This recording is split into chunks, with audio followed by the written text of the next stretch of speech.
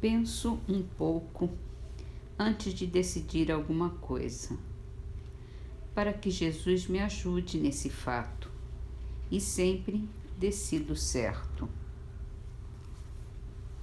Do livro Mantras de Vida, de Luester, psicografado por João Nunes Maia. Livro dos Espíritos, sobre os animais e o homem, a pergunta 593. Pode-se dizer que os animais só operam por instinto? Ainda aí há um sistema. É verdade que na maioria dos animais o instinto domina, mas não se vê que muitos operam denotando acentuada vontade. É que eles têm inteligência, porém limitada. E Kardec dá uma nota. Não se poderia negar que, além de possuírem o instinto, alguns animais praticam atos combinados, que denunciam vontade de operar em determinado sentido, de acordo com as circunstâncias. Há, pois, neles uma espécie de inteligência, mas cujo exercício quase que se circunscreve à utilização dos meios de satisfazerem suas necessidades físicas e de proverem a conservação própria. Nada, porém, criam, nem melhora alguma realizam. Qualquer que seja a arte com que executem seus trabalhos, fazem hoje o que faziam outrora e o fazem nem melhor nem pior, segundo formas e proporções constantes e invariáveis. A cria, separada dos da sua espécie, não deixa por isso de construir seu ninho de perfeita conformidade com seus maiores, sem que tenha recebido nenhum ensino. O desenvolvimento intelectual de alguns, que se mostram suscetíveis de certa educação, desenvolvimento, aliás, que não pode ultrapassar acanhados limites, é devido à ação do homem sobre uma natureza maleável, porque não há progresso que lhe seja próprio. Mesmo o progresso que realizam pela ação do homem é efêmero e puramente individual, visto que entregue a si mesmo, não tarda que o animal volte a encerrar-se nos limites que lhe traçou a natureza. No livro O Céu e o Inferno, nós estamos lendo as mensagens de espíritos considerados felizes que desencarnaram há pouco tempo. Então, a mensagem de hoje é de Cis Dernier, homem de bem, morto por acidente, conhecido pelo médium durante a vida. Foi recebido em Bordeaux em 11 de fevereiro de 1861. Pode me dar algum detalhe sobre a sua morte? Uma vez afogado, sim. Tenha a bondade de descrever, então, suas sensações após a morte. Fiquei muito tempo antes de me reconhecer, mas com a graça de Deus e a ajuda daqueles que me rodeavam, quando a luz se fez, fui inundado. Pode ter esperança, encontrará sempre mais do que esperava. Nada material. Tudo impressiona os sentidos ocultos, o que nem o olho nem a mão podem tocar. Compreende-me? É uma admiração espiritual que ultrapassa o seu entendimento, porque não há palavras para explicar.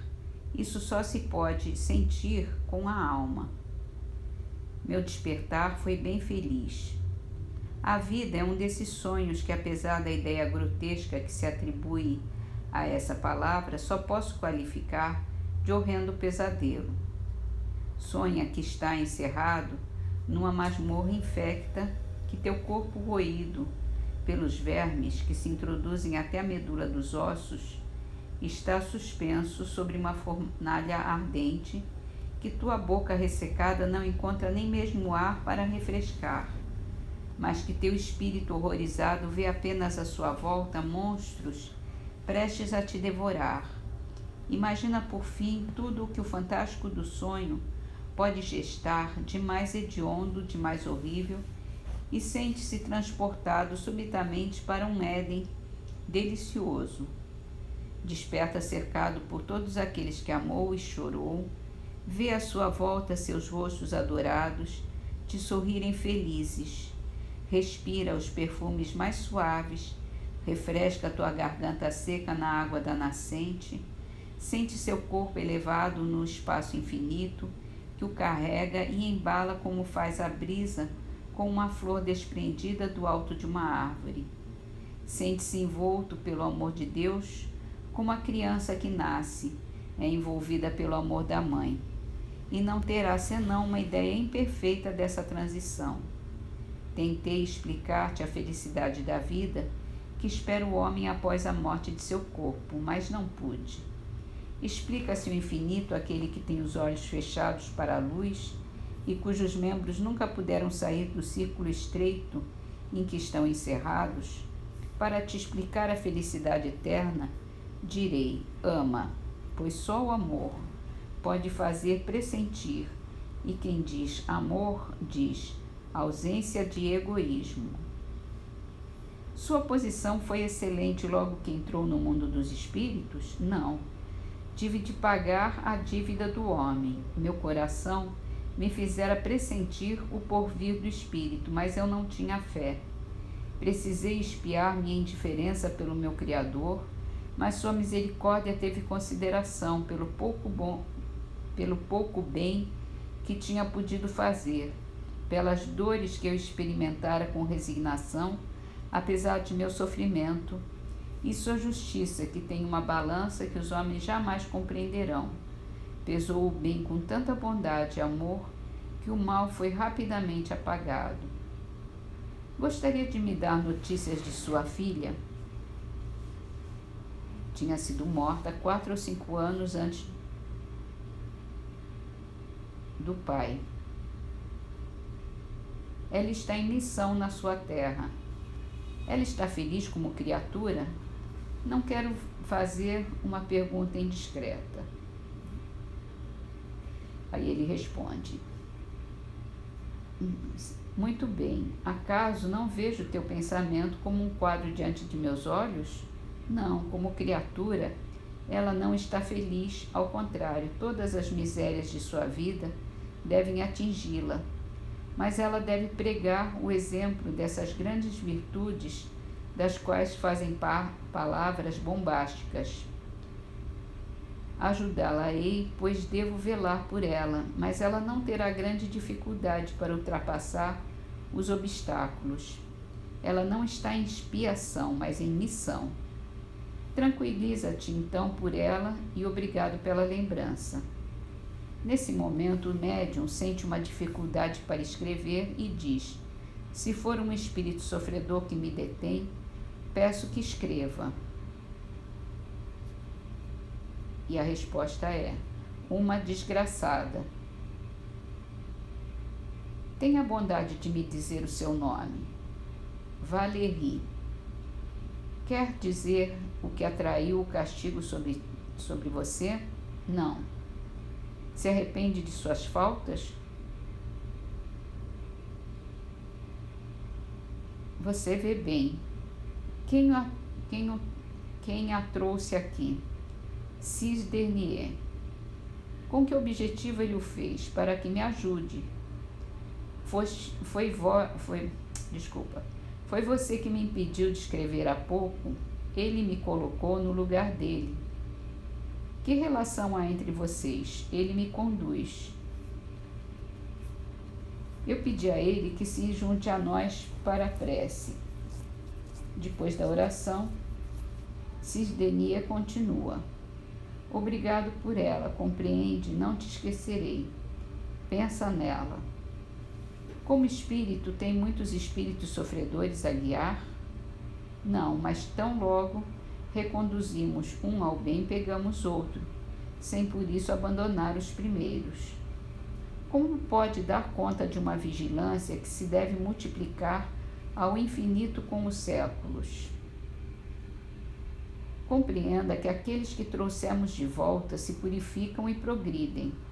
Portanto, eles nos dão menos trabalho e, ao mesmo tempo, nós mesmos nos elevamos e, ascendendo nossas faculdades, progridem. Nosso poder irradia em proporção com a nossa pureza. Há uma observação. Os espíritos inferiores são, pois, assistidos pelos bons espíritos que têm a missão de guiá-los. Essa tarefa não é exclusivamente entregue aos encarnados, mas eles devem concorrer para ela, porque é para eles um meio de avanço. Quando um espírito inferior vem se atravessar numa boa comunicação, como no caso presente, não o faz sempre com uma boa intenção, mas os bons espíritos o permitem, seja como prova, seja a fim de que aquele ao qual ele se dirige trabalhe em seu aperfeiçoamento.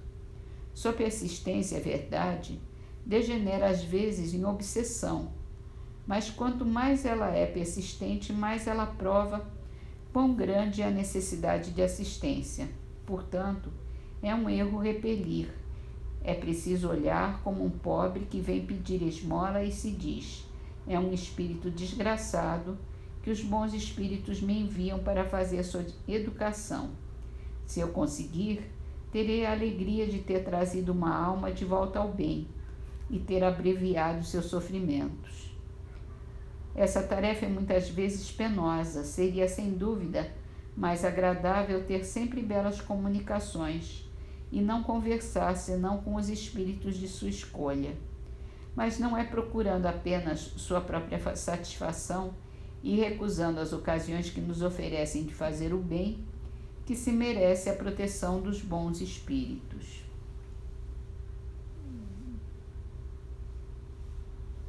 Em Antologia dos Imortais, nós concluímos com a poesia de Leal de Souza, chamada Morte e Reencarnação.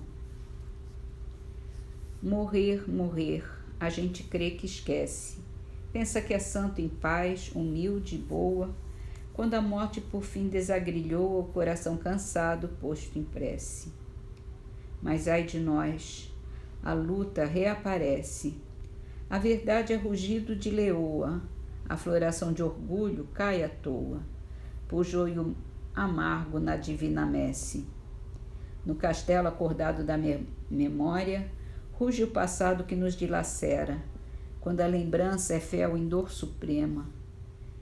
Sempre distante o céu envolto em glória, porquanto em nós ressurge a besta fera buscando em novo corpo, nova algema.